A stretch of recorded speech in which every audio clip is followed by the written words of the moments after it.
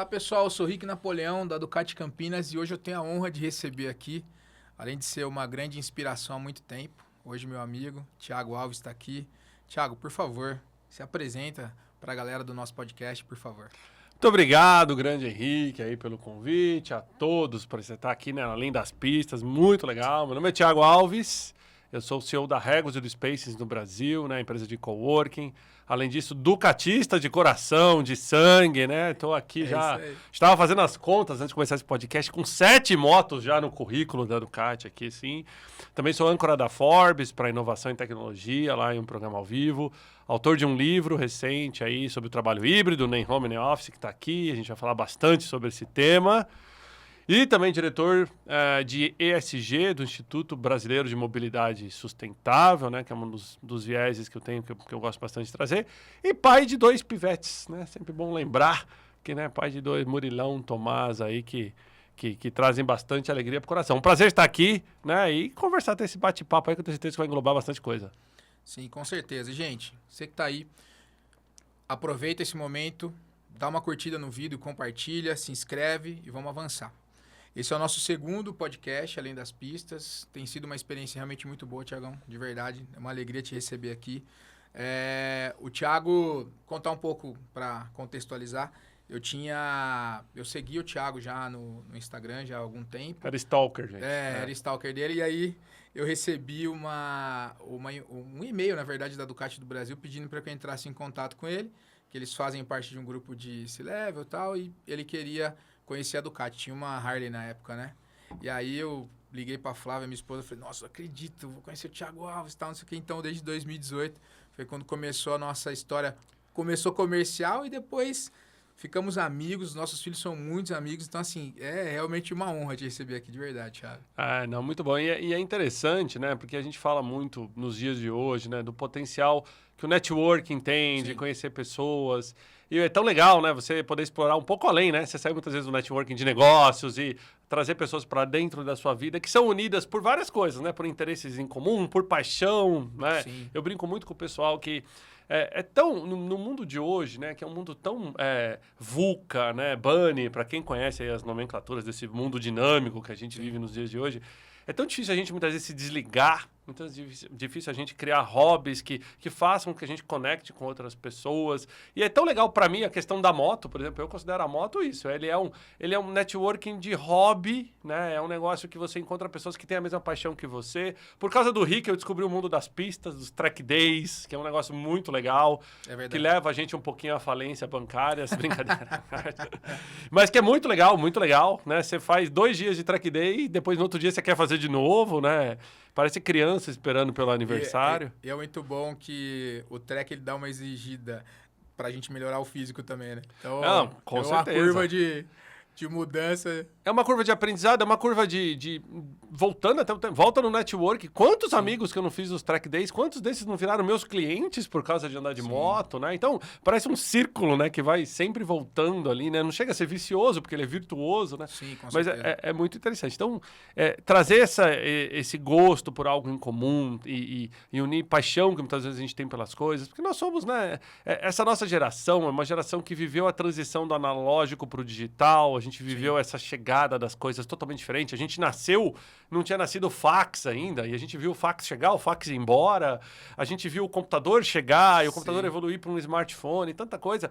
Mas tem coisas que estão perdurando aí quase um século, né? O amor pelas 2 rodas é um deles, né? Assim, eu acho tão legal a forma como eu cultivo as minhas motos, e que meus filhos já sabem que eu gosto de moto, e que eles já participam desse hobby junto comigo. Ainda não andam de moto, lógico que são novos, né? Mas que gostam, que curtem o hobby. Então eu acho que isso é um legado que a gente deixa pra frente, inclusive. Uma coisa que eu estava comentando com outros amigos, né? Nós estamos fazendo um circuito de gravações, de vídeos, com depoimentos, e justamente isso, o quanto que a gente envolve a nossa família no game, né?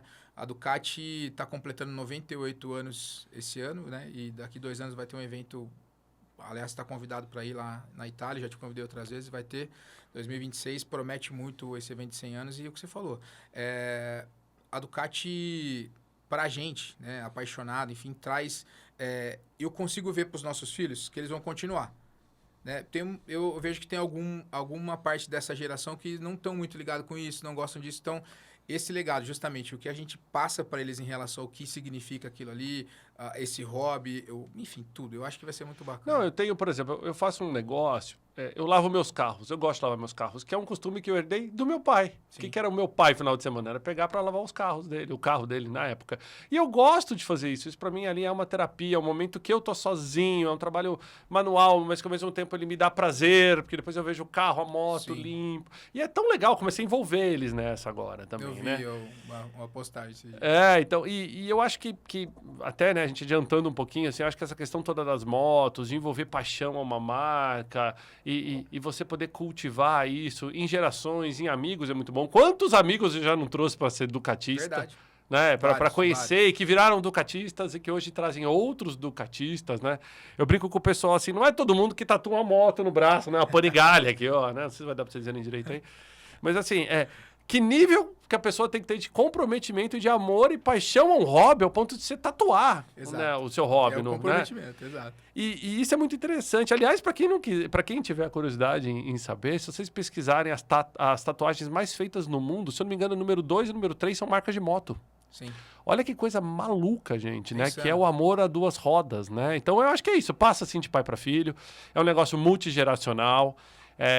Eu acho que as novas gerações estão mudando os seus modais de transporte, né?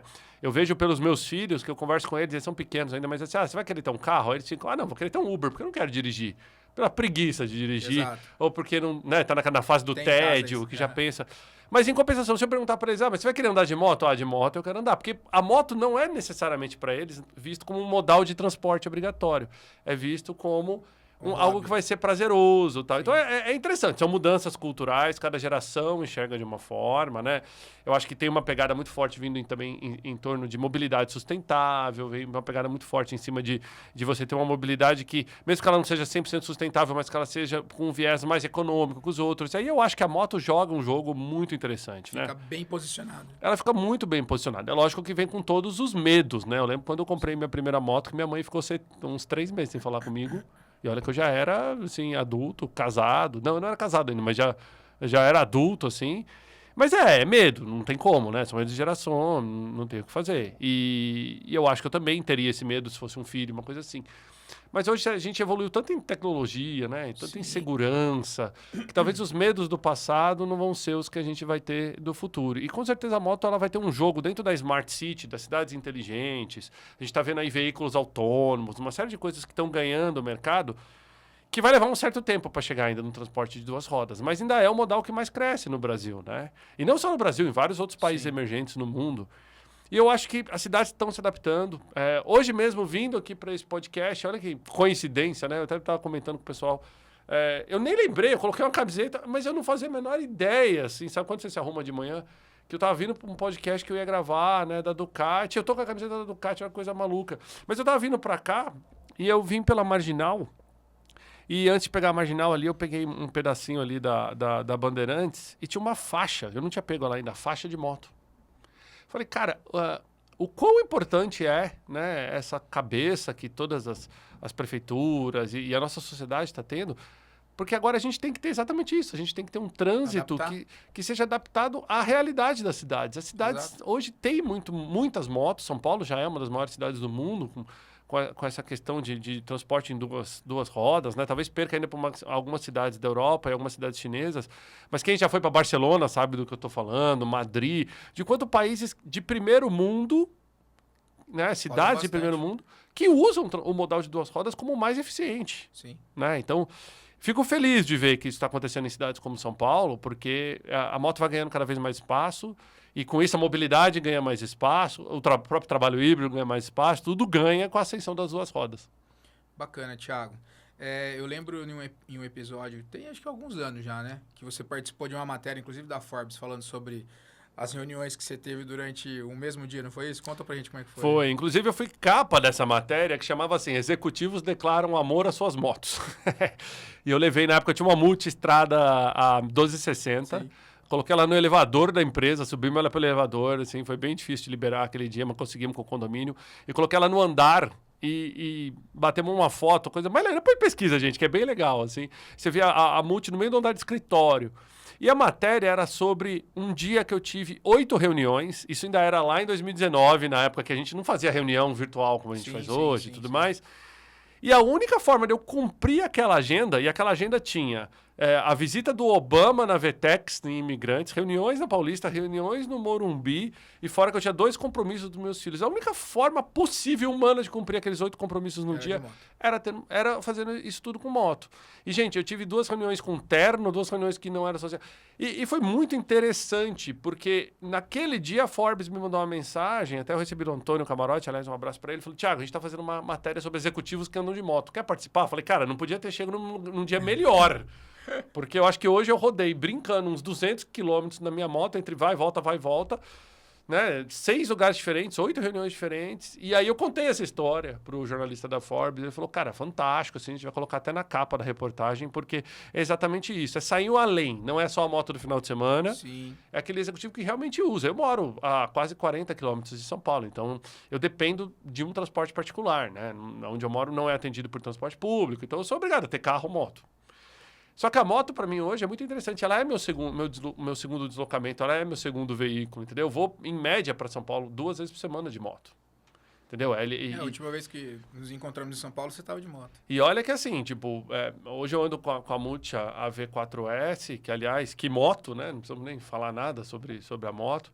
E é muito confortável, pô. Sou um cara de quase 2 metros de altura, entendeu? Moto pra mim tem que ser moto realmente grande, assim, moto que me dê a segurança de estar andando numa moto legal, pô, e andar no trânsito de São Paulo e tal. E eu poder chegar no escritório sem sentir cansado, sem a dor nas costas, entendeu? Isso faz muita diferença. Então, e foi interessante que eu participei uns anos atrás também de uma live que até que o pessoal da Ducati Brasil organizou naquela época, que falava exatamente sobre isso. Como é que era você ter as big trails no dia a dia? Para aqueles clientes da marca que também usavam a moto para outro fim que não só viajar, né? Não só fazer seus passeios aí de final de semana, no mundo off-road e tudo mais. E eu gosto dessa questão do modal de moto, porque eu acho que vai além ainda. Tem a questão da economia, né? Eu, quando meço, eu vejo que é muito mais barato do que andar de carro, a gasolina. Sim. Né? Eu acho que isso traz um ganho para a cidade, né? Se a gente pegar o espaço que cabe um carro versus o espaço que cabe uma moto, eu vejo isso todo dia na Raposo Tavares, que inclusive eu vou apelidar de Raposo Travades, né? De tão travada que é aquela rodovia. Mas eu vou de moto, assim, você vai passando, primeiro que você conta, 90% dos carros as pessoas estão sozinhas. Exato. Sozinhas. Aí você pensa, cara, o cara tá sozinho num dia de outono, igual hoje é inverno, mas num dia de sol, que olha o espaço que isso ocupa, se você for pensar em colocar aquelas pessoas ali em moto. Segundo, olha a ineficiência, né? Você desloca 2.000 quilos de aço movidos ali por um tanque de 60 litros de gasolina para rodar 20, 30 quilômetros. Você estaciona ele o dia inteiro para rodar aqueles mesmos 2.000 quilos de aço no final do dia. Até por uma questão de energia é ineficiente. Sim. Eu brinco com o pessoal assim, eu moro num condomínio que são 2 quilômetros até a porta do condomínio e depois até uma padaria mais próxima, por exemplo, são mais 3 quilômetros. Então são 5 quilômetros. Eu falo, cara, eu vou comprar um pãozinho. Eu tenho que deslocar. Olha que coisa maluca. 2.000 quilos ali de matéria para ir comprar um pãozinho. Né? Então, até por uma questão energética e de eficiência, eu acho que o modal das 2 rodas ele é muito bom. Né? É lógico que podia ter mais regulação. Né? A gente vive numa cidade um pouco caótica para isso, né? A gente sabe que ao mesmo tempo que você tem um motociclista que segue as regras, você tem aqueles que não seguem, muitas vezes é nivelado por aquele que não segue, e as pessoas têm um certo preconceito. Eu ainda acho que o trânsito tem que evoluir de uma maneira muito maior. A gente acabou de sair de maio, né? Que é o mês da consciência aí no trânsito. E hoje mesmo eu fiz essa conta, indo para o escritório de manhã, a cada 5 carros que você passa, 4 a pessoa está no celular. É impressionante. Entendeu? Eu sei que isso é de todo mundo, também não vou julgar, eu já fiquei, tal, eu acho que eu tô me policiando cada vez mais, mas eu acho que tem uma evolução a ser feita ainda, só que a gente está no caminho certo. Acho que tem a chegada também, em algum futuro, das motos elétricas, né? Como você sabe, eu ando de carro elétrico já fazem 8 anos, né? Eu já me desloquei quase 160 mil quilômetros movidos a eletricidade no carro. E na hora que eu coloco isso em papéis de sustentabilidade, é um negócio absurdo. É o equivalente de muitas árvores aí, né? Muitas árvores. Se você fizer a conta assim, por árvores da Mata Atlântica, a gente está falando de algo em torno de 170 a 180 árvores. que ocupa uma área mais ou menos aí de seus 1.000 metros quadrados de Mata Atlântica. Você imagina quando a eletrificação for em massa. Você imagina... Hoje sou eu, uma pessoa trouxe esse impacto. Imagina quando forem milhões de pessoas. Escalado. Ainda tem muito questionamento sobre essa questão da mobilidade eletrificada, etc. Isso fica um tema para outro podcast. Eu acho que vai chegar nas motos. A Ducati mesmo tem uma marca, né? Ela comprou lá da Moto E, né? Que era para colocar. Eu acho desenvolvendo, né? Eu acho que vai chegar nas motos. A moto tem uma vantagem muito grande comparada com o carro. Eu vi uma reportagem chinesa de motos pequenas que param, ela não tem que perder tempo carregando. É um banco de baterias gigante que o cara tira da moto, encaixa, aí ele pega outra e põe. E olha que interessantíssimo, aquilo ali é meio que por assinatura. Então ele não é dono da bateria. Ele põe lá, o computador lê, vê se aquela bateria tá boa, ela tá boa, tá bom. Ele pega uma carregada, põe na moto e vai embora. Cara, é mais rápido do que abastecer com gasolina. Faz muito sentido. Então, eu acho que vai evoluir para isso no mundo das duas rodas aqui no Brasil. Cidades igual São Paulo vão se beneficiar bastante disso, porque a gente tem ainda uma demanda muito grande. Um motociclista de entregas hoje para aplicativo de comida ou para aplicativo de entrega roda uma média aí de 120 a 200 km por dia, que é totalmente plausível para a tecnologia de baterias que tem hoje. Então, talvez as motos vão evoluir para esse caminho. E por incrível que pareça, gente, a mobilidade sustentável, eletrificada, ela contribui inclusive para os acidentes de trânsito. Eu vou brincar um negócio com vocês. Quando eu tinha carro a gasolina, eu perdi minha carteira de motorista 2 vezes. De multa. De velocidade, assumo, tomei, cumpri minha pena ali, tudo bem. Depois que eu migrei para o carro elétrico, eu não perdi mais a carteira. Porque como eu preservo a autonomia, eu tô sempre... Você faz questão de andar na velocidade. Eu faço questão de manter minha direção amena, porque eu tô preservando a minha autonomia. Sim. E olha que eu tenho uma autonomia boa, meu carro faz quase 400 quilômetros. Mas é que eu tô um negócio, eu já mudei a minha cabeça. Minha cabeça não é mais de chegar tão mais rápido, minha cabeça é de ser mais eficiente. Eu lembro uma vez que nós estávamos andando no seu carro e você comentou sobre isso. Tem o lance de frear, que ele regenera, mas se você conseguir fazer uma conduta onde você tenha que frear menos também, ele ande mais fluido, também economiza. É o modelo coasting, que a gente chama, que é deixar solto, né? O famoso banguela, só que o banguela no carro elétrico é diferente. Né? Eu brinco muito com o pessoal que assim, o dono de um carro elétrico, uma pessoa com dor de barriga, tem o mesmo sentimento. Ambos querem chegar em casa a tempo. Né? Mas... muito bom. O negócio é o seguinte, o Brasil ainda não está preparado com a infraestrutura que precisa ter para carros elétricos. Sim. Mas só vai saber disso quem tem um carro elétrico. Depende do momento que você entrar. Eu tenho carro elétrico há 8 anos. Quando eu cheguei, tudo era mato. Entendeu? Realmente não existiam carregadores. Cada vez mais existem carregadores. Eu viajo o Brasil inteiro de carro elétrico. O Brasil inteiro, literalmente, norte a sul. Foi para Foz, né? Fui para Gramado, fui para Foz do Iguaçu, para o interior de Minas, para Rio de Janeiro, para o interior de São Paulo, para Bahia, para onde vocês quiserem. Assim, agora, eu planejo. Então, o carro elétrico, ele requer um planejamento que no carro a gasolina você não precisa fazer. Quando você compra um carro a gasolina, ou uma moto, você não pensa qual posto de gasolina é mais perto. Você não pensa como abastecer.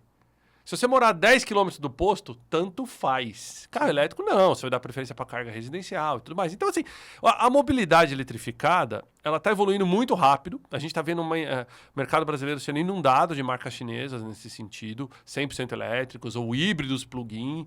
E isso é muito bom. O Brasil é um país de energia, na sua matriz, de maioria verde. Melhor que qualquer outro país do mundo. A gente ainda tem uma energia barata comparada com o resto do mundo. E é muito. E isso, quando a gente põe no papel, tem até incentivos governamentais. Alguns estados não cobram IPVA se o carro for elétrico. Você tem isenção de rodízio, por exemplo, em São Paulo, que é uma beleza. Então tem muitos benefícios, além do meio ambiente. Agora, o maior benefício, muitas vezes, eu lembro até hoje, quando eu comprei um segundo carro, que era um carro para minha ex-esposa, e era gasolina. E aí, quando eu entreguei o carro para ela, um dos meus filhos chegou e perguntou assim, papai, é elétrico? Aí eu falei, não é. Aí ele pegou e falou assim, então a mamãe vai poluir o meio ambiente. Cara, ele tinha tipo 6 anos de idade. Você entendeu? Sim. É outra cultura, é outra cabeça. E aí eu acho que a gente vem indo para esse estágio onde a consciência, ela ainda vai se sobrepor no seu modal de transporte diário, a performance, ou necessariamente, eu gosto do ronco, do barulho e tal. Sim. Que é diferente de quando a gente pega paixão, hobby. Performance, outra história. Então, muita gente me pergunta, eu participo de muito podcast, eu fui embaixador da Audi por 3 anos e meio no Brasil. E muita gente me perguntava, quando eu participava de entrevistas pela Audi, mas eu gosto do barulho do motor, mas eu gosto... e o carro a gasolina? Cara, o carro a gasolina não vai desaparecer, ele vai ser hobby, ele vai ser performance, a gente vai cada vez ver a preparação dos carros a gasolina e tudo mais. Ele vai ter um tempo de transição, que talvez a nossa geração nem veja esse tempo de transição ainda. É o que eu imagino também. Entendeu? Talvez a gente ainda vai estar bem velhinho quando realmente você falar assim, nossa, a maioria dos carros são movidos a uma energia mais sustentável, mais alternativa, que não seja feita aí de petróleo e tudo mais. Só que a verdade é que a gente está caminhando e tem um passo grande sendo dado isso. E aí vou fazer um link aqui, que eu acho justo, que é o seguinte, essa mesma revolução que a gente está vivendo com os carros, a gente está vivendo no espaço de trabalho. É isso que eu ia comentar, pegar essa ponte. Então assim, por exemplo, a gente viveu pela primeira vez na história da humanidade uma crise que não é guerra, bolha, seguro, empreendimento, capital. Não, era uma crise com o ser humano no centro da crise, uma crise sanitária. E a gente percebeu quando a gente agride o meio ambiente, como é que o meio ambiente devolve isso pra gente. Olha aí a temperatura média da Terra. Não tem como a gente falar, não tem mais como ninguém falar, cara, não estou sendo afetado por crise climática. Tem um verão no nosso inverno. Chegou a hora. Então agora a gente tem que repensar tudo. A forma como eu trabalho, a forma como eu moro, a forma como eu me desloco, de forma que a gente tenha o meio ambiente e que a gente tenha mais eficiência no que a gente faz. Em 2020, o mundo foi devastado aí pela Covid e pela pandemia. Vou tirar a questão sanitária de lado, que a gente não está aqui para discutir isso, mas foi a maior mudança que os espaços de trabalho tiveram. Né? Então, lembra em 2019, quando você ia numa reunião, você falava assim, eu vou numa reunião hoje, 2, 3 reuniões. Chegava no final do dia e perguntava assim, Henrique, quais reuniões você foi? Você lembra onde você parou o carro, com quem você falou, etc e tal. Os mundos de hoje, você faz 20 reuniões no dia digital, se eu chegar no final do dia, capaz você nem lembra mais as 20 que você fez. E mudou. Hoje a gente vai para o escritório para buscar conexões com pessoas, você vai para o escritório para buscar interagir com colegas, para receber um cliente, você vai para o escritório porque você precisa de infraestrutura, e você começa a questionar muitas vezes sua ida para o escritório. Será que eu realmente preciso ir? Eu consigo trabalhar de casa hoje? Ou será que eu posso trabalhar remoto, trabalhar de algum espaço perto da minha casa? A Covid trouxe essa destruição do conceito de que para trabalhar eu preciso sentar na frente do computador 8 horas por dia. Isso não quer dizer trabalho, entendeu? Será que eu sei medir produtividade? A Covid trouxe para a gente que a gente não sabe medir produtividade. Como é que a gente media produtividade até então? A própria CLT no Brasil era registro de horas e jornada. Entendeu? Como é que faz isso no home office? E pra você ter uma ideia, como é que você faz isso no momento que a jornada e as horas são colocadas à prova? Você concorda comigo que boa parte do horário comercial morreu nesses últimos anos? Sim. Pelo lado bom e o lado ruim. Eu acho que também teve os dois lados, mas morreu. Eu participei de um podcast com o pessoal da festa da firma, que foi bem legal, acabou viralizando, que a gente combinou uma frase lá que eu sempre falo, que é o seguinte, tem muita empresa que implementa o trabalho híbrido, que é a qualquer horário que você chegar antes das 6, antes das 8 da manhã e sair depois das 6 da tarde, é flexível. E você pode trabalhar do escritório de segunda a sexta e sábado e domingo você trabalha de casa, é híbrido. Mas não é isso. Sim. A gente viu, e pela primeira vez na história recente do trabalho, a gente viu uma mudança drástica que aconteceu no mundo inteiro e todo mundo. Pensa bem, a chegada do computador, a chegada da internet, a chegada do e-mail, a chegada do fax, aconteceu nos mercados maduros e levaram 5 anos, 10 anos para chegar no Brasil. Certo? Assim como todas as outras tecnologias que mudaram drasticamente os ambientes de trabalho. Pandemia zerou. A pandemia fez com que no Brasil a gente implementasse o trabalho híbrido 6 meses. no mesmo tempo que o mundo teve que implementar. Isso colocou o Brasil e o brasileiro e as empresas no Brasil num âmbito de competitividade muito diferente. Hoje eu consigo trabalhar do Brasil e me inscrever em vagas de empresas internacionais. Hoje uma empresa brasileira consegue contratar pessoas que moram em Jundiaí para vagas que antes eram em São Paulo. Você concorda comigo que se eu fosse contratar alguém em 2019, que morasse em Jundiaí, aí o escritório é lá no Itaim, em São Paulo, o próprio RH ia falar assim, essa pessoa vai cansar. Não vai suportar. Todo dia vindo pra cá, não vai aguentar, vai pedir demissão. Hoje, você pega e fala, você mora onde? Já mora em Jundiaí. São Paulo, tudo bem, então você vem pro escritório 2 vezes por semana? Venho.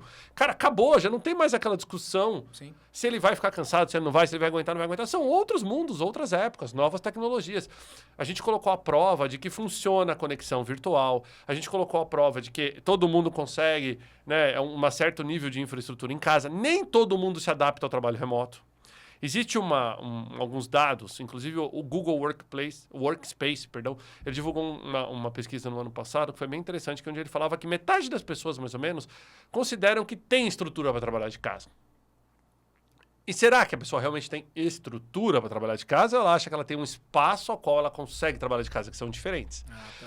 As empresas gastavam milhões de reais em desenvolvimento de mesa, de espaço de trabalho, de altura de cadeira, de apoio de braço, de luminotécnica, para de repente estar tudo bem se trabalhar do colchão do seu quarto, onde se sente mais confortável. Então, assim, também... E tem muita gente que não tem estrutura, não tem boa conectividade, ou não tem 2 computadores, ou muitas vezes não consegue um ambiente isolado para trabalhar em casa. Então, o home office, como a gente trouxe no Brasil, aliás, é uma curiosidade aí para quem não sabe, home office é um termo em português, não é em inglês. Em inglês é work from home.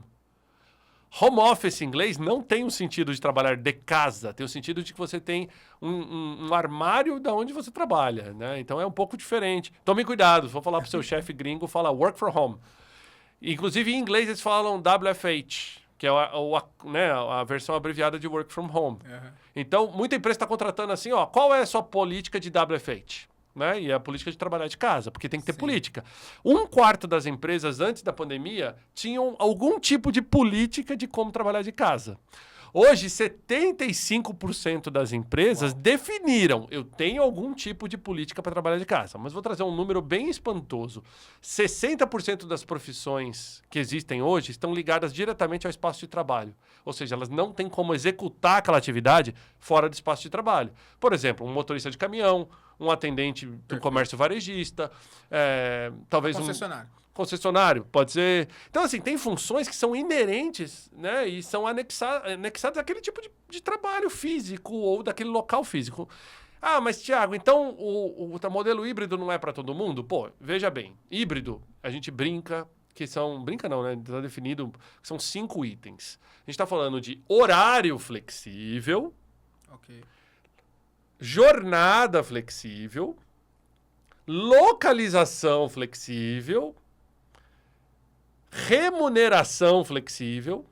E se tudo isso é flexível, como é que fica a gestão? Gestão por performance. Então, para ter um trabalho híbrido, você não precisa necessariamente só ter a localização flexível, que é casa-escritório ou mais de um escritório. Muitas vezes você pode implementar a jornada flexível.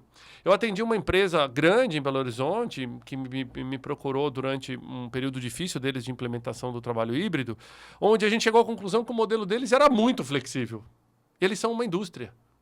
E a gente falou, cara, calma. Não faria muito sentido. Não faria muito sentido. E aí ele começou a ter problema que o pessoal administrativo tinha as 5 flexibilidades implementadas, mas o pessoal fabril não. Fábrica, não.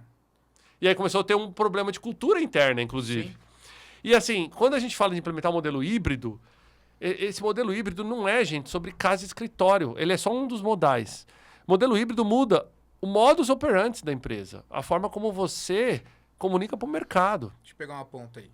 A gente estava conversando mais cedo sobre o deslocamento de 3,5 milhões de pessoas em São Paulo, certo? Vai de Zona Leste para o centro da cidade. Pensando nessa parte, eu acho que é esse comentário dessa empresa de Minas que você vai poder me ajudar. Que eu fiquei pensando, a única alternativa seria, então, a indústria também se movimentar para estar mais próximo, porque o escritório é uma coisa, né? Tem lá uma Regus, uma Spaces ali no caminho, e para atender a indústria desse jeito. Cara, Tem uma afirmação muito, muito pesada a ser feita sobre isso. A verdade é que a gente não sabe construir cidades.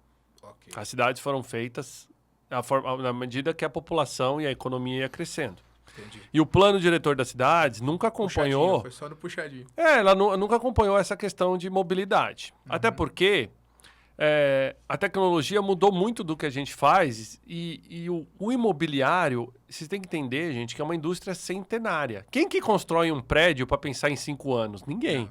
Qualquer um que constrói um prédio, um galpão, é feito para 25 anos, para 50 anos. Sim. Imagina a pessoa que construiu um galpão nos anos 80, se ela tinha a menor ideia do que ia ser comércio eletrônico, de que aquele galpão talvez viraria ali um estoque de um comércio eletrônico. Não tinha como saber. Então, tem uma frase que geralmente eu falo em palestra, que é assim, os prédios são construídos pelos nossos avós para serem utilizados pelos nossos netos.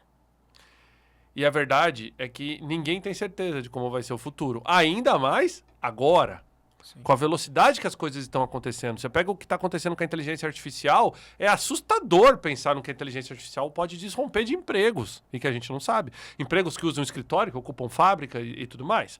Respondendo a tua pergunta, assim, então, infelizmente, a forma como a gente construiu a maioria das cidades força o deslocamento diário. São milhões de pessoas que têm que se deslocar. Tempo e mobilidade é um tempo jogado fora. Vou te dar uma métrica, Rick, faz uma conta comigo. Você que é bom de matemática. Aí. Imagina que você deixa de ir para o escritório 2 vezes por semana. Tá? Que você levasse 1 hora para ir, 1 hora para voltar. Seja ele de transporte público, de carro, escolha um modal de transporte. Você economizou 2 horas num dia, 2 horas no outro, são 4 horas por semana. Multiplica por 4 semanas no mês, em média são 16 horas. Multiplica isso por 12 meses no ano, nós estamos falando de quase aí, arredondando as contas, 200 horas no ano. 200 horas no ano equivalem, considerando uma jornada de 140 horas, equivale a 1 mês e meio de trabalho. Então, se eu só deixar de ir para o escritório 2 vezes por semana, só o que economizo com transporte, o tempo no transporte, não quer dizer que eu não trabalhei, o tempo que eu ia gastar em transporte, dá 1 mês e meio. Agora, você imagina você voltar para uma empresa que tem 100 funcionários e falar o seguinte, olha, 12 meses no ano, 1 mês e meio, eu estou falando de quase 10%, um pouquinho mais até, né? 10% da força de horas de trabalho. Aí você vira para um empreendedor e fala o seguinte, olha, você tem 10% aqui que pode ser revertido em produtividade, ou você tem 10% que pode ser revertido em qualidade de vida para os seus colaboradores, ou quem sabe até 10% revertido em redução de custo, por que não, né? A empresa ser mais produtiva, mais eficiente e por aí vai.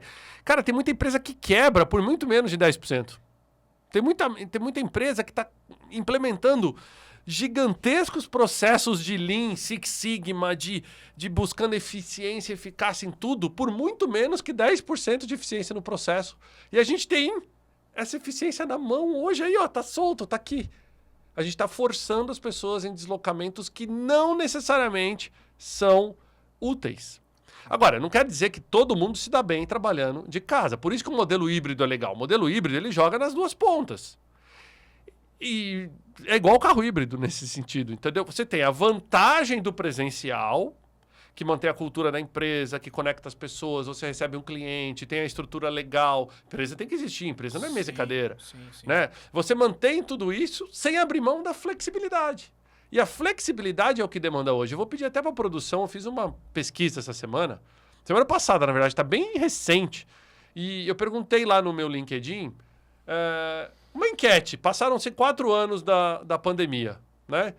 E todos os modelos de trabalho foram colocados à prova, né? Passando essas reviravoltas, pensando com a cabeça mais fresca, o que você escolheria de uma vaga para aqui para frente, né? E olha que interessante, gente, 67% das pessoas, mais de 600 pessoas votaram na minha enquete durante um dia, disseram que modelo híbrido é a opção número 1. Seguido de 100% remoto ou casa. Olha o escritório, Rick. 100% só que é ir todo dia para o mesmo escritório. Pode tirar, tá, gente? O que isso diz? Isso, na verdade, só quer nos mostrar que as pessoas querem a flexibilidade como benefício. Assim como eu quero vale alimentação, vale refeição, assistência médica, a flexibilidade passou a ser um ponto interessante.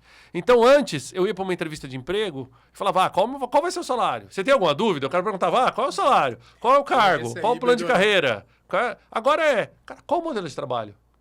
E os RHs da empresa tiveram que se reinventar, porque não adianta você vender que o modelo é híbrido, porque na hora que o cara começar a trabalhar, se não for híbrido mesmo, esse cara vai pedir as contas. E aí você vai perder o talento das empresas. E aí você vai ver que muitas vezes pagar 10% de salário a mais não retém o cara. E muitas vezes ter uma flexibilidade... O planejamento do híbrido é o que faz diferença, não é a questão só de grana. Exato. Por exemplo, eu tenho trabalho híbrido com parte da minha equipe, aquela equipe que não está ligada diretamente a um posto físico de trabalho, que a gente tem um pessoal de recepção que não dá para ser tão flexível. A gente é mais flexível com questões de jornada, feriados, etc, tal, alguma coisa de horário. Mas, por exemplo, o pessoal que tem essa flexibilidade, já aconteceu várias vezes os caras receberem propostas e pensar, não, puta, eu até ganharia mais. Só que aqui eu tenho a flexibilidade. E essa flexibilidade é interessante, ela é um valor percebido rápido. Sim. Porque ela te traz imediatos ganhos de vida. Pô, tem um modelo híbrido que foi implementado que eu carinhosamente apelidei de TQQ, que é o terça, quarta e quinta. Muita empresa começou a ir para o escritório só 3 dias por semana. E aí, por quê? Porque se você perguntar pro ser humano que dia que você quer trabalhar de casa, ele já pensa no final de semana largado. Então, ele pensa em segunda e sexta. Então, você pega é interessante, São Paulo, o que antes o trânsito era segunda e sexta, agora é terça e quinta. A gente encurtou a semana do trânsito. Segunda e sexta são muito mais tranquilos de se deslocar na cidade. Faz sentido.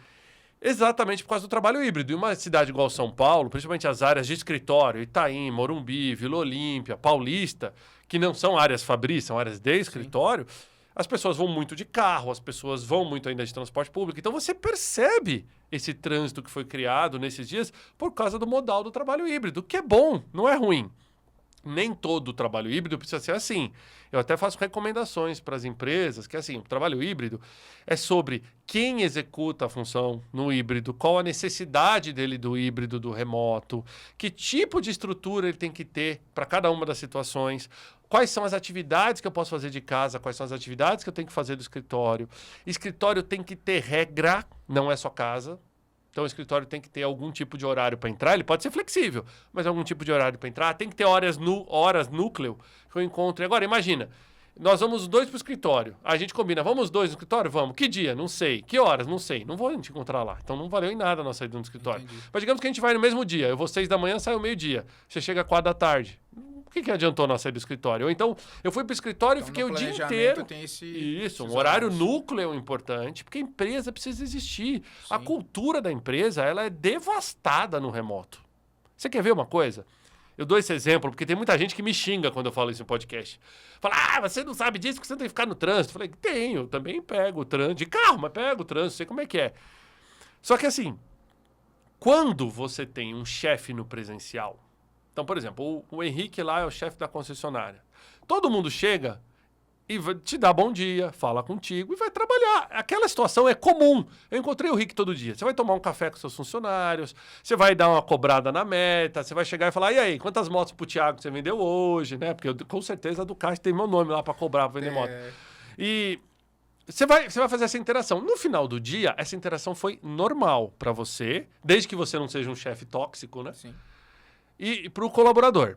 Agora, você imagina que o colaborador está remoto. Aí você vira para ele e fala o seguinte, olha, a gente se encontra às 9 horas num call. Aí você faz um call. Ó, meio-dia nós temos um call de novo. Tá bom. 4 da tarde nós temos um outro call. Sabe o que vai acontecer no terceiro, quarto dia disso? Você virou o chefe tóxico, controlador, centralizador. Não confia na sua equipe. Entendi. Não delega. Porque a forma como a gente percebe a liderança no remoto é totalmente diferente do presencial. Eu não estou lendo a sua linguagem corporal, eu não sei como é que está o seu astral naquele dia. E aí, a gente passa uma visão muito fria. Então, todo gestor que fala 100% remoto não é fácil. Sabe quantas pessoas estavam habilitadas para fazer gestão de equipes híbridas em 2020? Zero. Não tinha essa demanda. Não existia. Entendeu? Pouquíssimas empresas faziam isso. Não tinha ferramenta para fazer isso. Vocês têm ideia que o Microsoft Teams, você não fazia chamada com mais de 5 pessoas em 2020? Entendeu? Então, assim, é maluco isso. O WhatsApp você não fazia. Então, assim, também não adianta a gente inventar moda. Não, eu já fazia antes. Não, você não fazia. Não. Você podia fazer algum estrutura. tipo de gestão remota, mas você não fazia gestão de equipes híbridas. Então, assim, a liderança está sendo colocada à prova. A gente aprendeu que as pessoas podem trabalhar e ter mais autonomia. A gente aprendeu que essa autonomia ajuda a reter talentos, que a flexibilidade é uma arma poderosíssima no ambiente onde os talentos estão sendo guerreados hoje pelas grandes empresas, todo mundo quer contratar talento. A gente viu que o 100% remoto e o 100% teletrabalho também são atrativos. É o exemplo que eu estava dando. Contratar um funcionário remoto já não é mais um tabu como era antes. Concordo. Né? Então, isso abriu novas áreas para o RH pescar. Antes o RH ia pescar num pool de talentos que estava todo mundo brigando. Aí, de repente, o cara trocou e falou, por que eu não estou olhando para o interior da mesma forma que eu olhava para as grandes cidades? Começa a trazer bons talentos. E assim, mesmo namorando em São Paulo. que o cara seja remoto, Sim. tá tudo bem ele trabalhar remoto. Eu passei a confiar no trabalho remoto. E aí teve uma mudança drástica, e os advogados que vão gostar dessa. Em 2022, o Brasil atualizou-se com uma lei do trabalho híbrido. Essa lei foi promulgada e passou pelo Senado e pela Câmara, e hoje é uma lei que regulamenta o trabalho híbrido no Brasil. Hoje você pode contratar pessoas por intrajornada, o regime presencial não se sobrepõe ao remoto, que era um problema da lei antiga. Até 2022, qualquer funcionário que ficou no home office e que ia para o escritório de vez em quando era um risco. Qual lei? Tá. Qual é o modelo que se sobrepõe? Não tinha como. Agora tá claro na lei. Entendeu? Agora a lei deixa que você contrate funcionários por performance. Cara, você quer coisa melhor que isso? Eu escrevo na tua carteira de trabalho, olha, o Henrique, eu não controlo a jornada de trabalho dele, eu não controlo os horários do Henrique. O Henrique tem que me entregar tantas motos vendidas por mês, acabou. O pessoal do podcast me adora quando eu bato na mesa assim, ó. Tantas horas de podcast. Então, isso é uma mudança drástica. E por isso que eu falo que o Brasil está à frente de muitos mercados, porque até então a gente nem tinha essa possibilidade. Você quer ver uma coisa? O teletrabalho ou o trabalho remoto, que são diferentes, tá? Trabalho remoto, teletrabalho, mas assim, no conceito em geral podem ser parecidos, ele era proibido para menor aprendiz, para estagiário. Você imagina que todo mundo colocou um estagiário em casa durante a Covid, podia ser um potencial risco. É lógico, um juiz do trabalho vai entender que foi para a segurança da pessoa, mas se essa pessoa continuou, porque o principal motivo pelo qual você tem um menor aprendiz na empresa é para que ele esteja próximo das pessoas que sabem para ele aprender. Justamente. Aí de repente você joga o cara no remoto. Você sabia que 80% das pessoas que começaram numa vaga 100% remota não tiveram seu onboarding, né? O que a gente essa integração inicial bem feita? Ela se sente largada, ela não se sente bem recebida pela empresa, ela não tem aquelas conexões com as outras pessoas. Aí as empresas criaram duas culturas, a cultura de quem era antes da pandemia e de quem veio depois. Então, nós estamos em 2024, muita coisa mudou, já não existe mais pandemia. Só que o teletrabalho, o trabalho remoto, o trabalho híbrido, o trabalho presencial, tudo isso está aí. E as empresas estão aprendendo ainda como implementar. Um modelo não serve para todo mundo. Não existe um calçado que serve para todo mundo. Assim como motos, a gente tem vários modelos, trabalho híbrido tem vários modelos. O TQQ funciona para alguns. O modelo que é centrado no remoto e as pessoas só se encontram de vez em quando funciona para outros. Um modelo que é 100% presencial e as pessoas só trabalham de casa quando precisam também funcionam. Agora, o que é legal hoje? A gente descobriu que eu não preciso mais pedir licença para entrar na casa das pessoas. Abre a câmera, né? Então, eu abro a câmera e já sei se o Henrique tem filho, se ele não tem filho, se ele tem pet, se ele é maluco das plantas, se ele não é. Você vê, a gente conviveu na pandemia com isso. E esses conceitos estão vindo para o escritório. Então, os escritórios hoje em dia estão sendo mais pet-friendly. Sim. Porque se eu quero que as pessoas voltem para o escritório, porque eu quero essa interação entre elas, eu tenho que trazer coisas boas às casas. Os escritórios hoje começaram a implementar serviço de concierge para entrega. Porque, quantas pessoas não trabalham de casa porque tem uma entrega naquele dia? Hoje tem que trabalhar de casa porque eu pedi aqui, um pacote e vai ser entregue pela empresa X. E o cara fica lá, o maluco do rastreamento, né? Sim. Rastreando para saber onde chegar. E, o escritório antes eu não podia receber, eu era mal visto se eu recebesse uma encomenda no escritório. E agora não. Os escritórios estão implementando serviço de concierge. O kids friendly é a mesma coisa. Quantos de nós não precisa trabalhar de casa muitas vezes porque não tem com quem deixar o filho? Você tem como levar no trabalho. E antes, eu lembro, pelo menos nos anos 80, só ia pro meu pai no escritório uma vez por ano, Dia das Crianças. Acabou, era isso. E ninguém trabalhava. Sim, era. Né? Era festa. Sim. Agora não. Agora, eu vou levar meu filho pro escritório, ele vai ficar ali no cantinho dele, ele vai ficar com o celular dele, ele faz a aula dele remoto. Você entendeu? Então, assim, os ambientes de trabalho também tiveram que adotar conceitos que eram da casa. Porque eu estou brigando com a casa. Eu não estou mais brigando entre escritórios. E quando você olha para esse modelo que tem funcionado hoje, principalmente, né, nas empresas onde você atua, está demonstrado o resultado. 96% você comentou? É uma ocupação muito alta em todo o Brasil. A gente está crescendo bastante. Assim, a gente basicamente... a gente está seguindo um modelo, você perguntou aquela hora da cidade, é sobre isso também. O nosso maior crescimento estão em zonas não tradicionais de trabalho. Em pontos no mapa que anteriormente não tinha espaços de trabalho. Entendi. Entendeu? Então, por exemplo, a gente abriu recentemente Goiânia. Agora estamos vendo Cuiabá, Uberlândia. Cidades que não estavam no nosso radar como pontos de trabalho. Só que a gente percebeu e a gente viu essa demanda que cada vez mais empresas estão buscando talentos em cidades capitais de outros estados, cidades secundárias. E precisa ter estrutura. Estamos expandindo o interior de São Paulo como um todo, entendeu? E dentro das grandes cidades, migrando para zonas residenciais. Então, por exemplo, eu acabei de inaugurar agora uma unidade no Alto da Lapa, em São Paulo, né? O Spaces da Cerro Corá, que é uma demanda grande para aquela região. A gente abriu Santa Amaro durante a pandemia, Osasco, Zona Norte. Cara, coisas que antes não tinham demanda. O mundo do trabalho era Vila Olímpia, Morumbi, Paulista e Itaim. Você entendeu? Então, verdade. Isso mudou. Rio de Janeiro, por exemplo, no meio da pandemia... A gente abriu o Spaces Ipanema, que é a nossa operação, assim, cara, tá sempre 100%. Você nunca consegue ir lá e sentar num lugar porque tá sempre lotado. Aí você fala, cara, Ipanema, um bairro premium, produto caro, Como que tá sempre cheio? Porque a pessoa que mora em Ipanema e no Leblon não quer mais ir até o centro do Rio para trabalhar. Sim. Pelo que eu falei, questão de mobilidade, tempo e mobilidade perdido, deslocamento. Então, o trabalhar de casa começou a ser trabalhar perto de casa. Sim. E as grandes empresas, Rick, começaram a mudar o portfólio. Antes, como é que funcionava? Até 2019, naquele mundo antigo, não sei se você lembra dele, em 2019, que existia, um diretor morava no Itaim, aí ele alugava 1.000 metros quadrados de laje para ter 100 funcionários e todo mundo tinha que se deslocar para lá porque o diretor morava lá. Sim. Agora, esse diretor já não quer mais os 1.000 metros quadrados. Ele quer 100 posições de trabalho espalhadas pela cidade, de forma que as pessoas escolham onde quer trabalhar. Então, em vez de ter uma sede para 100, ele tem uma sede para 30, as pessoas implementam o híbrido, vão lá de vez em quando. Só que o cara tiver que trabalhar perto de casa, ele vai lá, ele trabalha perto de casa. Então, o mundo do trabalho e a demanda das grandes empresas mudou. Antes da pandemia, 35% dos meus clientes no Brasil eram grandes empresas. O resto eram pequenas e médias empresas ou empreendedores individuais. Hoje, mais de 65% dos meus clientes, 2/3 deles, são grandes empresas. Então, a grande empresa hoje que está lotando o coworking.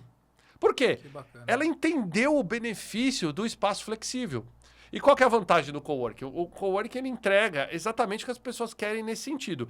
O espaço está pronto, eu não preciso investir. O contrato, quem define o prazo sou eu. Então, eu não quero me comprometer com nada de longo prazo, ou não quero... Eu que defino. Você escolhe a localização, então você não fica amarrado aonde... Ah, não, eu escolhi, eu vou ter um escritório no Itaim, então só vou para o Itaim. Não, você escolhe onde você quer ir. Você pode crescer e diminuir a qualquer momento. Então, essa é uma das vantagens que você não tem no convencional, porque você alugou uma laje por 5 anos, você vai ficar 5 anos. Você tem que prever seu crescimento. Sim. Né? Então, e o custo do coworking, ele acompanha seu tamanho. Então, você precisa de mais espaço, você paga mais, precisa de menos, paga menos. Ah, eu não uso sala de reunião, não paga. Ah, então eu vou usar. Aí você paga. Então, assim como as pessoas hoje alugam seus carros, assinam seus apartamentos, né? Sim. As pessoas também assinam seu espaço de trabalho. Então, o coworking passou a ser, para as empresas, um benefício muito forte para reter talento. O que eu tenho de empresa hoje que nos busca falando o seguinte, ó, eu preciso tipo de um cartão espaço de trabalho. De forma que eu estou contratando um cara, eu falo, ó, você pode usar X dias de unidades da Regos ou do Spaces, aqui, ó, tá aqui. Eu quero um membership de espaço de trabalho. É o que a gente chama, escritório para assinatura. Essa é a tendência, a assinatura é a tendência. Tudo está migrando para assinatura.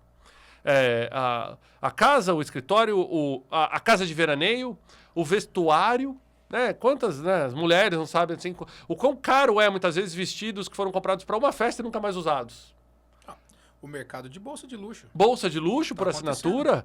Então, assim, tudo migrando por assinatura. O escritório tá aí. É que talvez o mercado de escritório ele demorou para ver. O coworking ele era a segunda, a terceira opção.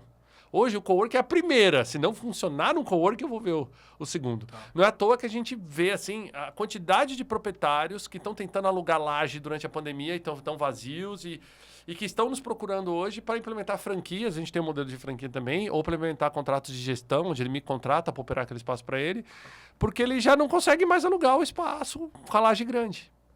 Do modelo que era anterior. No modelo que era anterior. E ele também não quer picotar o espaço de trabalho dele. Ele precisa implementar algo mais moderno. E o que tem de moderno, o que tem de hoje boa vibe, que está conectado com a nova economia, que conversa com a nova economia, é o espaço de coworking. Sim. Eu brinco com o pessoal, cara, até para relacionamento as pessoas baixam um aplicativo hoje no celular. Sim. Né? Tudo virou aplicativo. De repente o espaço de trabalho não vai ser aplicativo. Eu quero escolher onde eu vou trabalhar hoje. Eu abro um aplicativo, acho onde tem vaga, vejo onde que me interessa, o que é mais perto, reservo o espaço pelo aplicativo e vou trabalhar. Eu tive a oportunidade de ir no Spaces lá em São Paulo, naquela unidade com você lá, e eu vi.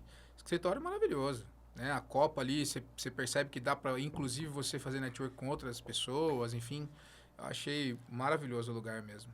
Você sabe que até 2019 o networking era o ponto número 1 do que as pessoas iam para o coworking. Ele vinha até antes da flexibilidade do trabalho. A Covid mudou um pouquinho isso.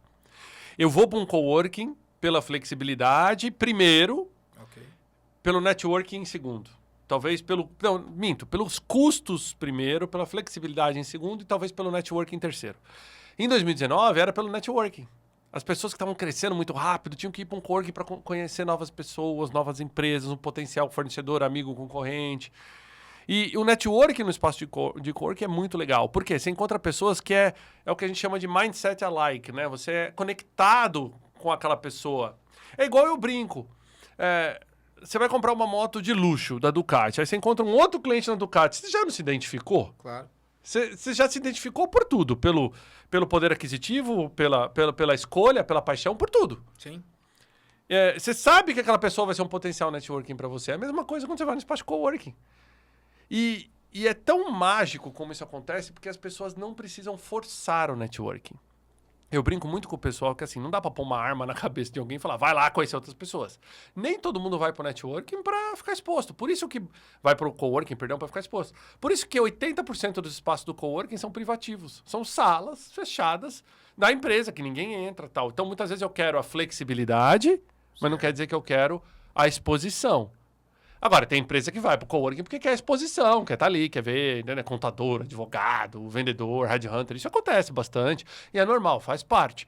E é muito legal porque, só pra você, eu acho que um número que ninguém conhece, em média, um espaço de coworking nosso tem em torno de 400 empresas por unidade. Hoje eu tenho algo em torno aí de 40 mil clientes no Brasil, são 8 milhões de clientes no mundo, a gente está em 4 mil pontos, 126 países. Então, você imagina que se você entrar numa unidade da Regus em Nova York, Japão, Madrid, em Quito ou em São Paulo, é a mesma coisa. Seu computador vai funcionar no mesmo Wi-Fi e tal. E isso é muito legal. Você vira literalmente um globetrotter, né? Você viaja pelo mundo inteiro, você trabalha no mundo inteiro. Durante muitos anos, o coworking era para esse tipo de profissional, para o cara que viajava o mundo inteiro. Sim. Agora não. O coworking virou para qualquer tipo de empresa e está sendo dominado pelas empresas grandes, grandes mesmo. E, por exemplo, vou dar um exemplo aqui, sem citar o nome de grandes clientes, mas, por exemplo, o mundo das bets hoje, das empresas de bet, também estão dominando o espaço de coworking. Sabe por quê? Eles estão crescendo rápido. Veloz, hein? Crescimento rápido demanda flexibilidade. E fora que, assim, o mercado brasileiro vai abrir uma empresa no Brasil. Você precisa de 3 coisas, né? Capital social, dos sócios. Aí você precisa a função, qual vai ser o KNAI da empresa ali. Uhum. E você precisa de um contrato de locação, ou você tem que ser dono, ou um contrato de cessão do espaço. Certo? Ou você abre a sua casa, se a lei permitir e tal. Então, o Brasil ainda demanda muito espaço de trabalho, até para abrir empresa. Quase todas as startups que você pode listar passaram por espaço de coworking para abrir sua unidade no Brasil. De LinkedIn, a Uber, a Facebook, a Google, essas inclusive vieram através da Regus. Sua primeira operação no Brasil era numa salinha da Regus, foi crescendo, até o momento que eles tiveram tamanho e foram para o escritório deles próprio. Que é normal, o coworking ele é embrionário. Né? O cliente vem, mas faz sentido. Ele vai crescendo, ele acostuma com o prédio, ele vai para outros pontos, entendeu? E a gente fica feliz com isso, faz parte do ciclo da vida. Sim. Do coworking ali, entendeu? E esse cliente, em algum momento, ele precisa de um pulmão extra, ele volta para o coworking. Ou muitas vezes ele precisa reduzir custo, ele fecha a parte, ele vem para o coworking. E é uma coisa assim, é muito... Eu falo pro pessoal que uma coisa legal é que assim, o coworking vai bem quando a economia está assim, quando a economia está assim. Por quê? Faz sentido. Aqui as empresas estão precisando reduzir custo, o coworking joga bem. Aqui as empresas estão precisando crescer, o coworking joga bem. Entendeu? Então, assim, a flexibilidade joga bem nos dois cenários. E um que tem muita demanda para custo e outro que tem muita demanda para crescimento. Então, hoje nós estamos num bom momento de crescimento. Cada vez mais empresas buscando espaço de trabalho, ou para aumentar a sua operação, para implementar o híbrido. E isso está fazendo com que a gente impulsione o nosso crescimento. Então, assim, cada vez mais eu vou anunciar novas cidades no mapa. Aí eu tenho uma leva para anunciar agora para o segundo semestre. A gente acabou de anunciar uma leva bastante grande aí. E eu acho que daqui a pouco a gente vai estar em todas as capitais e provavelmente nas principais cidades secundárias. Bom. Isso é muito bom, cara. Mostra que o Brasil tem força de trabalho. Mostra que as empresas podem investir no Brasil, entendeu? A Regus tem 30 anos de Brasil. A gente vai fazer agora em 2024, finalzinho do ano. Cara, são 30 anos, são 4 crises econômicas gigantescas que provou que o nosso modelo funciona. E isso é muito bom, cara. Pra você ter uma ideia, a primeira unidade fora da Europa, no mundo, foi o Brasil. Poxa, antes dos Estados Unidos, Canadá, Ásia, veio o Brasil, cara. Então, assim, isso é legal. Então, tem muita gente que acha que o coworking tem poucos anos. Não tem. É que esse mercado já foi chamado de tudo. De escritório virtual, de coworking, de campus e tal. Eu conhecia Regus com outro nome na época. Escritório flexível, escritório mobiliado, tem de tudo. Só que coworking pegou. Inclusive, coworking já é uma palavra aportuguesada. Também.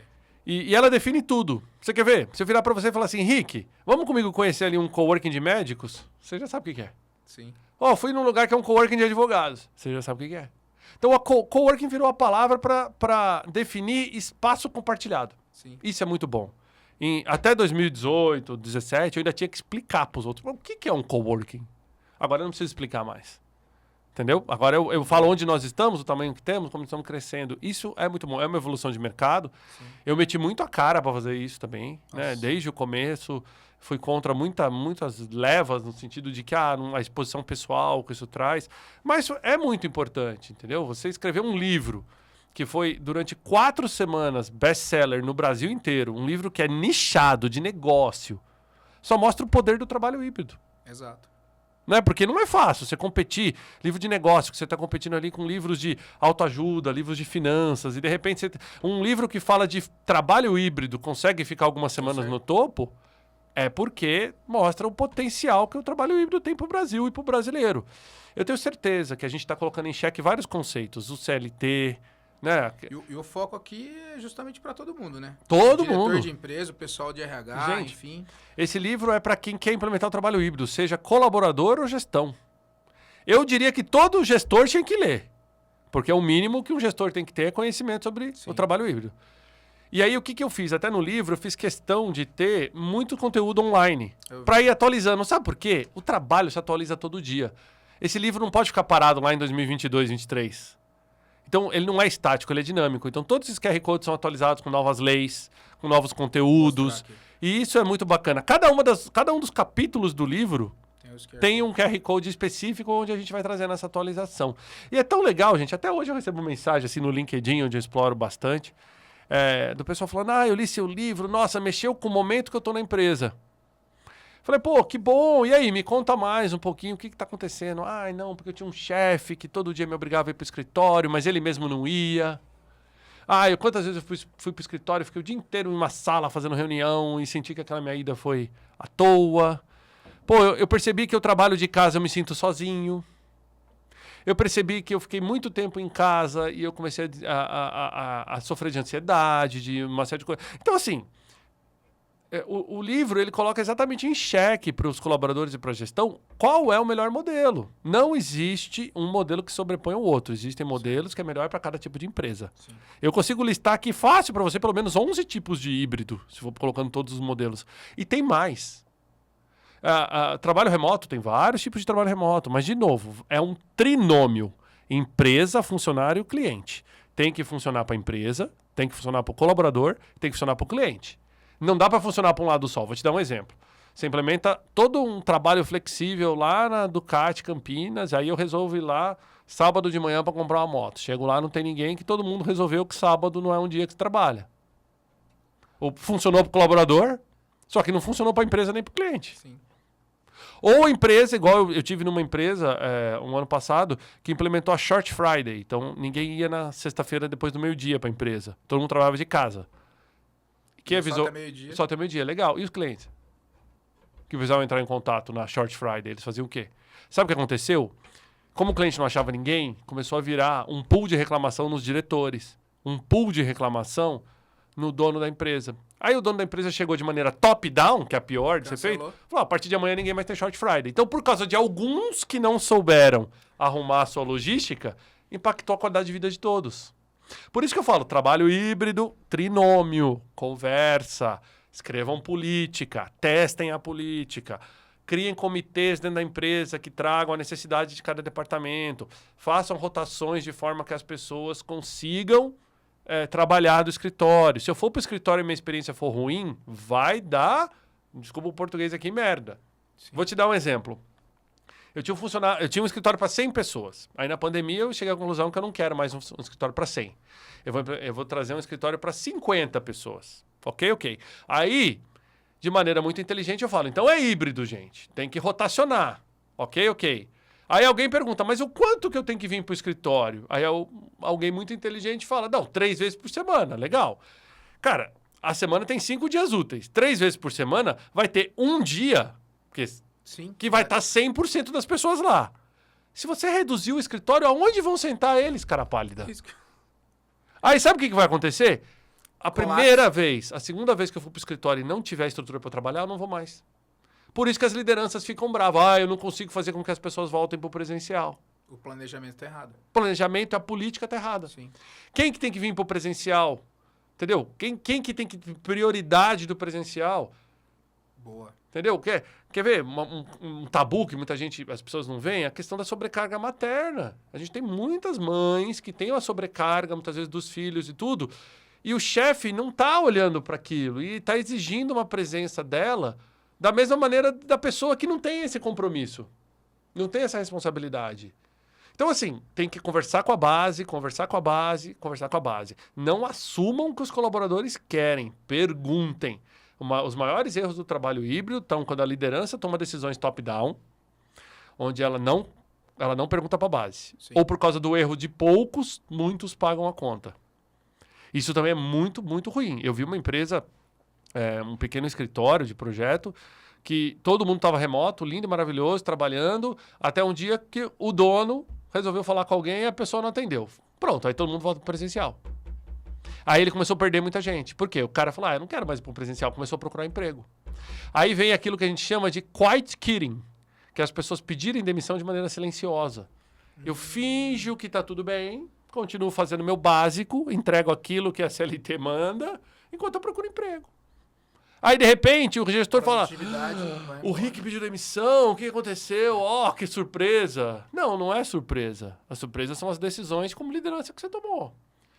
E assim, tem um capítulo inteiro do livro dedicado à liderança. Então, quem for líder, eu recomendo. Mas quem é colaborador tem que saber também ler, porque assim, é muito fácil a gente criticar a liderança, mas foi o que eu falei no começo. Quantos líderes estavam preparados para a pandemia? Zero. Quantas pessoas tiveram a oportunidade de realmente discutir assim, com os seus liderados qual era o modelo de trabalho? No livro, a gente fez o prefácio com o Gustavo Cerbasi, né? Quem conhece o Gustavão, show de bola. O Gustavão, show de bola. O Gustavão, que é escritor famoso, que fala de enriquecimento, né, pessoal e tudo mais, assim, de maneira certa. Sim. Não, né, o que muitos fizeram por aí. Excepcional. Quando eu apresentei para o Gustavo esse projeto, ele falou para mim, cara, eu quero escrever para você, porque é muito legal, tem tudo a ver com o que eu falo. Eu falo das pessoas prosperarem em suas finanças. Por que não prosperar com os espaços de trabalho? Ou melhor, prosperar na sua carreira. Então, assim, aqui eu falo de diferentes gerações, diferentes modos de trabalhar. Por que é importante falar de gerações, gente? Porque cada um trabalha de uma forma. Se eu considerar que as pessoas, só porque nasceram na mesma época, se comportam iguais, o nome disso é astrologia, não trabalho. Só que existe tendências de trabalho que perduram gerações. A geração do meu pai e do seu, o escritório era uma coisa. A nossa geração, o escritório é outra. Essa geração mais nova, o escritório tem outra pegada. E a gente aprende, como o mundo do trabalho muda a cada 5 anos, mais ou menos, a gente aprende mais ou menos todo mundo igual. E até as nomenclaturas. Se eu virar para você e falar vendas, operações, RH, você vai saber o que é. DP, aí você vai falar com o pessoal mais novo, já é setor de cliente, setor de experiência, diretoria de gente. As nomenclaturas vão mudando. O mundo foi inundado por startups também que tentaram fazer diferente das coisas e muitas deram certo. Sim. Então, olhar para trás também nos ensina a prever o futuro. Só que é a primeira vez na história que a gente tem 4 gerações no ambiente de trabalho. A gente tem a geração Z, que é a mais nova, a molecada que está aí de 18 a 25 anos.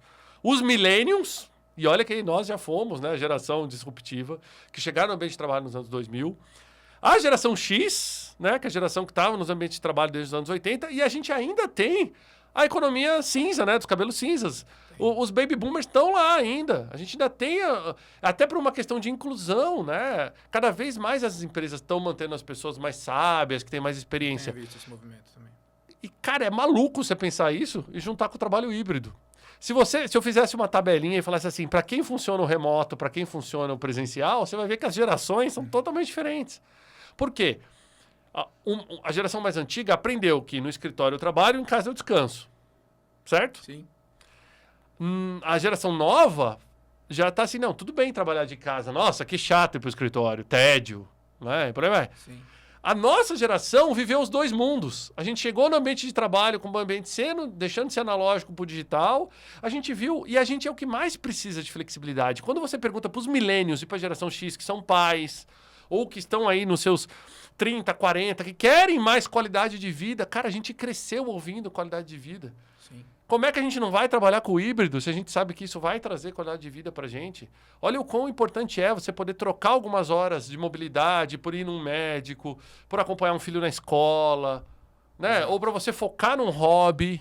Sim. Pô, você anda ali pela Faria Lima e você vê aquelas arenas de beach tênis cheias às 10 da manhã. Você fala, cara, o Thiago do passado olharia e falaria, esse povo não trabalha, não? É. Mas, cara, concorda que é um julgamento meu? Eu não sei a realidade. Pode ser que aquelas pessoas tenham um trabalho híbrido. Sim. Pode ser que elas já acordaram às 7 da manhã, fizeram o call Treinou, delas. Ou já trabalhou. Depois resolveram fazer aquele treino. Isso não impacta a rotina delas. Elas são medidas por performance, eu não sei. Sim. Então, esse novo mundo do trabalho, ele ainda é muito incipiente, ele é muito novo. Nós estamos aprendendo com ele. Né? Agora, como a própria pesquisa disse, é o que as pessoas querem. Se eu quero flexibilidade, as empresas têm que pensar em me oferecer flexibilidade. Eu acho que vai ter uma disrupção muito grande também em modelos de contratação daqui mais. Cada vez mais as pessoas estão questionando as vantagens de ser CLT versus eu ser um empreendedor, versus eu ser sócio. Cada vez mais as empresas estão deixando de ser verticais para ser horizontais. Esses dias foi muito engraçado, eu entrevistei um pessoal. E aí teve um cara que eu entrevistei, que eu perguntei, o que você está fazendo? Ele trabalha numa startup. Ele falou, sou o head de marketing. Eu falei, pô, legal, né, cara? Você é o head de marketing? Quantos funcionários você tem? Ele falou, não, sou só eu. Eu falei, então você é o head, o foot, a hand, você é todo mundo, né? Porque... Ele falou, mas olha que coisa maluca, né? A gente não quer... Isso no passado não aconteceria. E a gente vê que cada vez mais as empresas estão se horizontalizando, os funcionários estão mais empoderados, a liderança, principalmente a liderança mais jovem, está empurrando para que tome-se mais decisão. Tem a cultura do erro, onde errar é permitido, né? Punido, até certo limite, né? Sim, sim, sim. Tá certo que talvez tem cultura de erro demais, ao ponto de startups quebrarem, ao ponto de muito dinheiro ser jogado fora. Mas mesmo assim, vamos falar que hoje a gente está caminhando para um ambiente de trabalho mais inclusivos, mais diversos, mais permissíveis. E tudo isso influencia o modelo híbrido de trabalho, cara. Você já pensou o quão difícil era para você contratar um deficiente pela questão da mobilidade antes? Olha agora com o trabalho híbrido, como ficou mais fácil a vida do deficiente. Sim. Pra ele ir. Já está montado, já tem estrutura, enfim, já tem tudo. Entendeu? Então, assim, cara, isso tem que olhar para essas coisas, né? Então, o mundo do trabalho passou por uma revolução gigantesca. As empresas que souberem navegar por esse caos vão se sair bem lá na frente. Mais uma vez, né? No caos, a gente não controla, a gente só navega. Sim. Então, essas empresas foram inteligentes para proteger os funcionários durante a época da Covid, voltar com modelos mais eficientes e adaptar o seu portfólio para frente. Sim. E lembrar, os prédios de hoje foram construídos pelos nossos avós. A realidade do futuro vai ser bem diferente. Poxa, Thiagão, vou te falar. Fiquei total em silêncio aqui, que foi uma baita de uma aula. Acho que todo mundo aqui do staff também sentiu isso. Galera, que aula. Se você quiser saber mais, né, tem aqui o livro. Vou pedir pro pessoal colocar o link que tem na Amazon, né, Thiago? Qualquer também? livraria, na verdade, do Brasil, vocês encontram. A editora Gente está presente nas maiorias das bancas digitais. Na Amazon, eu recomendo, inclusive, para quem quiser comprar o e-book, tem lá, tá com preço eu ia bacana. comentar sobre isso. Bacana.